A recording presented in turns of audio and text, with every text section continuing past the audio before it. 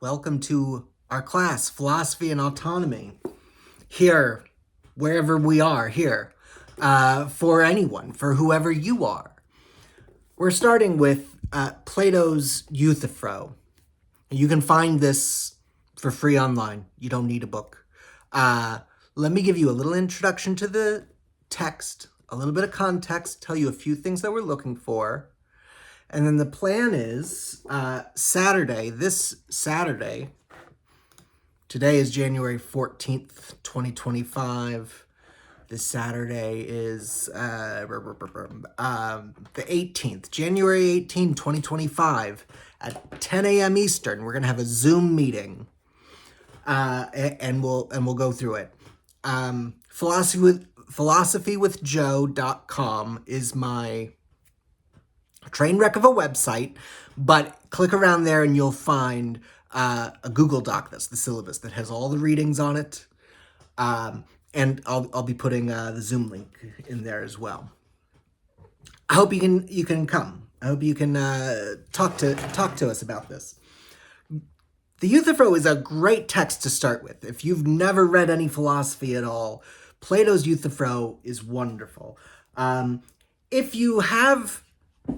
If you've never read any philosophy at all and you're a little nervous about jumping into philosophy in a course like this, I'm also on YouTube going to be posting a series called Search for Truth that talks about ways, how to know things. It talks about how to understand reality. What are the inputs? So anyway, all of that. How does one develop knowledge? Knowledge is something you build. Right? So that'll be in there. You can follow along with that. But jumping into the Euthyphro is a great idea. And from here, we're going to read a little bit more Plato, some selections from the Republic. And then we're going to read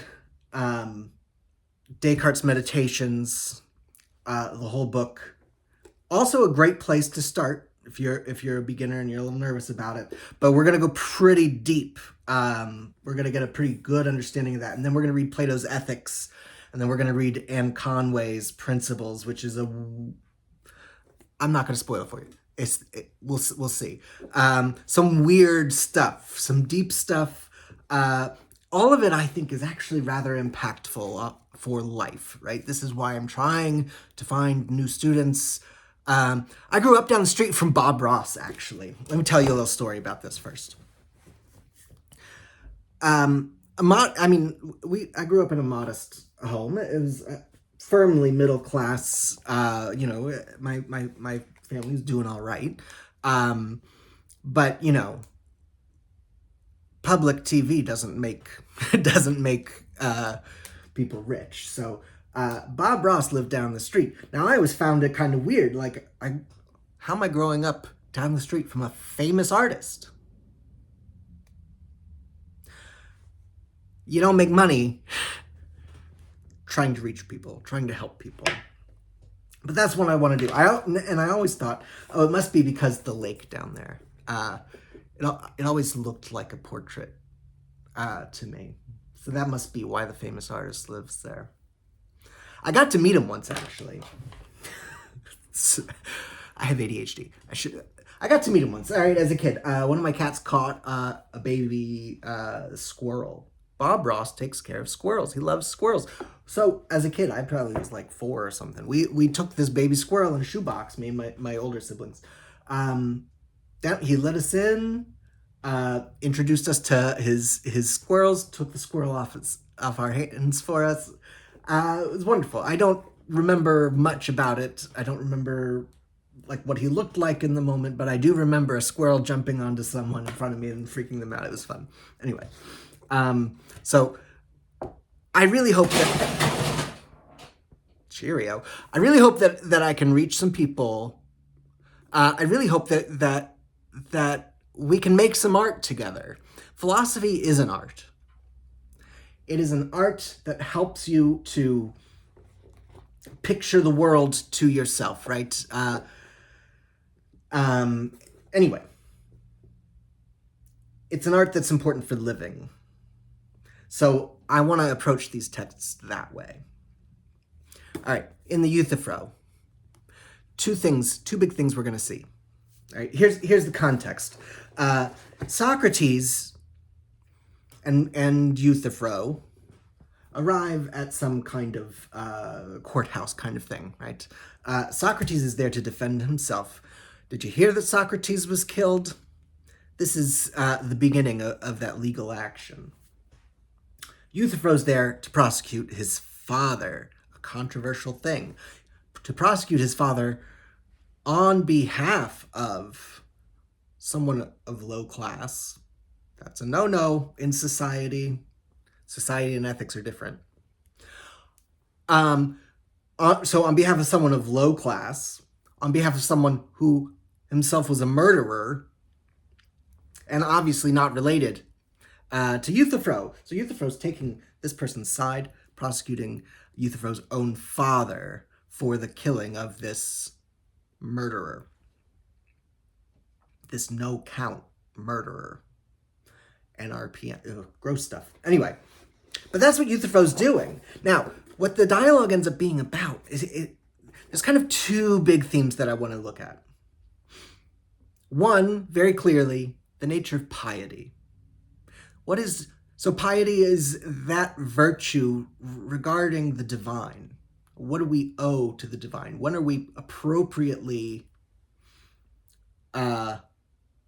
appropriate to the divine? So that's one question. This text, the Euthyphro, includes the Euthyphro dilemma, which is kind of, this text is kind of like the text for thinking about, in Western philosophy, the relationship between God and morality. So that's one thing that we want to think about is what is it to be virtuous with respect to the gods? One thing I think happens a lot in Plato is that the people, the characters here, they're real people and they're having a dialogue, and that's important because then we can have presented to us multiple perspectives, and the dialogue form allows us to kind of see this dialectic, this lawyerly way of trying to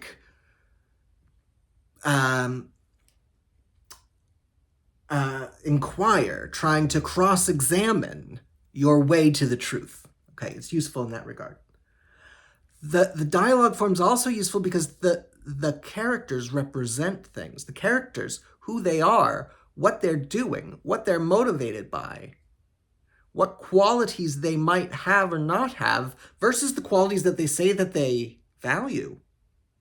Right? We want to think about these characters and what they're doing. Similarly, if you've read Homer or any kind of Greek drama, you're going to find characters representing a virtue. You're going to find characters representing a vice. And we learn, we should try to be like them in that way. Oh, we should watch out for being like them in that way, right? So we try to learn through that. I think we're going to find that here too. I got questions for you, right? I'm not going to just give you a bunch of readings here, but I got questions for you. So one thing is about piety, the relationship between God, the divine, and goodness. Do the gods love piety because it's pious? Or are pious actions pious because the gods love them, right? So do we define this particular kind of goodness by what the gods love, or do we define what the gods love by this quality, right? Do the gods love what they love because of this quality, or is the quality just that the gods love these things, right? Okay. That's a very important question. Western philosophy of religion, if you want to think about the relationship between God and right and wrong, right? This is kind of where we start thinking about those things. right? And it's a question. It doesn't really tell you what the answer is going to be. All right, so that's the one thing that we want to look at, piety, the relationship between the divine and morality. How do we think about that? The second thing has much more to do with the frame of the text, right? At the beginning, we've got Socrates doesn't know about piety. We've got Euthyphro, self-styled. Okay, I think this is also probably part of his kind of position in society. Religious expert. He thinks of himself as a religious expert. He is a religious expert in some ways. Let's look at the way he reasons. Let's look at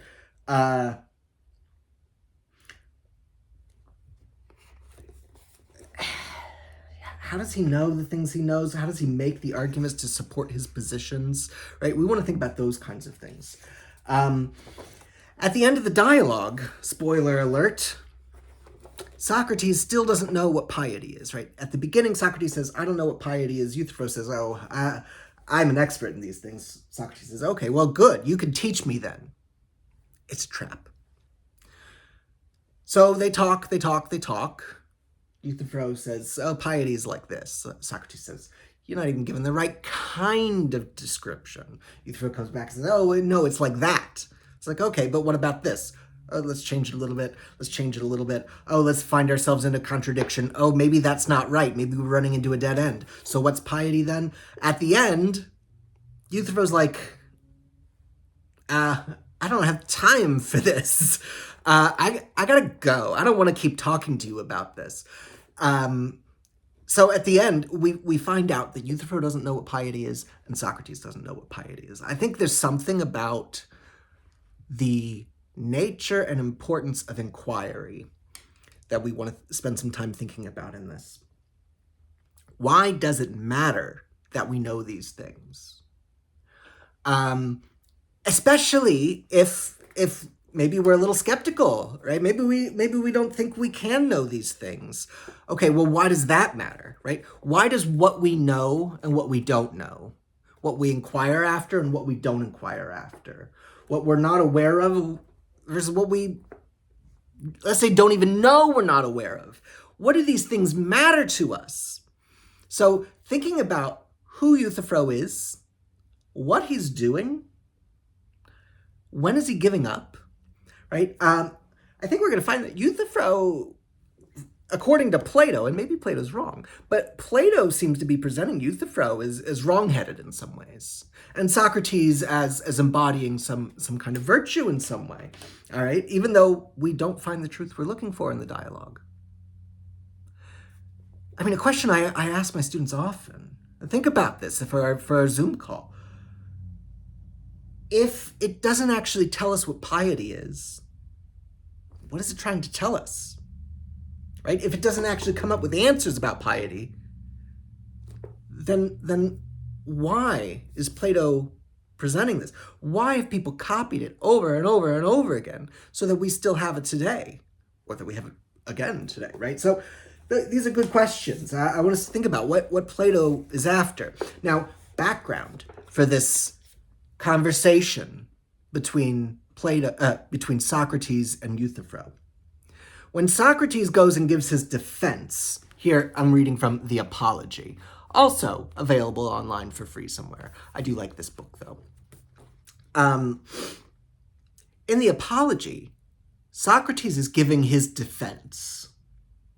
Now, most of these, right, it's pretty clear that these are Plato not trying to give a historical representation of anything. I mean, maybe trying to give a historical representation of how Socrates would operate, what's important about Socrates. But he usually doesn't try to...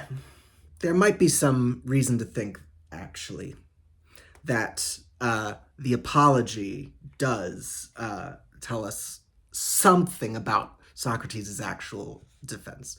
I won't go into it. I don't know these historical bits, right? I read this text with people a lot. Anyway.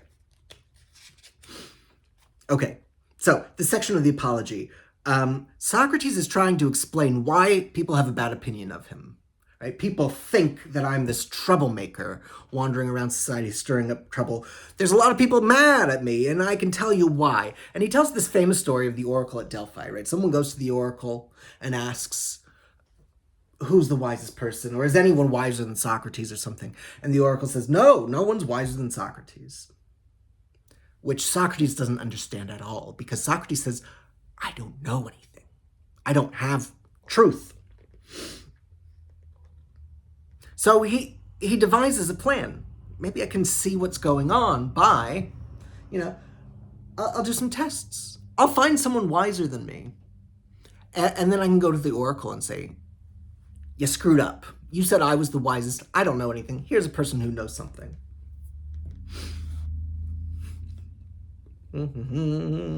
Okay. Why do I mention this thing about the oracle? Because I intend to inform you whence the slander against me has arisen. For when I heard it, I reflected, what does the god mean to say that I'm the wisest? What is the sense of this riddling utterance? I know that I am not wise at all. What then does the god mean by saying I am wisest? Surely he does not speak falsehood. It is not permitted to him. So I puzzled for a long time over what he meant, and then, with great reluctance, I turned to inquire into the matter in this way. I went to someone with a reputation for wisdom, and the belief that there, if anywhere, I might test the meaning of this utterance and declare to the oracle, this man is wiser than I am. And you said I was wisest. So I examined him. Examination. There's no need to mention a name, but it was someone in political life who produced this effect on me in discussion. Gentleman of Athens, and I concluded that though he seemed wise to many other men, and most especially to himself, he was not. I tried to show him this, and thence I became hated. By him, and by many who were present. But I left thinking to myself, I'm wiser than that man. Probably neither of us knows anything worthwhile. But he thinks he does, and does not. And I don't. But I also don't think that I do, right? I don't know anything worthwhile, but I don't think that I do. So it seems at any rate that I'm wiser in this one small respect. I do not think I know what I do not. I then went to another man who was reputed to be even wiser, and the same thing seemed true again. There too I became hated by him and by many others. All right, Socratic ignorance here, right? The Euthyphro displays for us one such examination, one such test.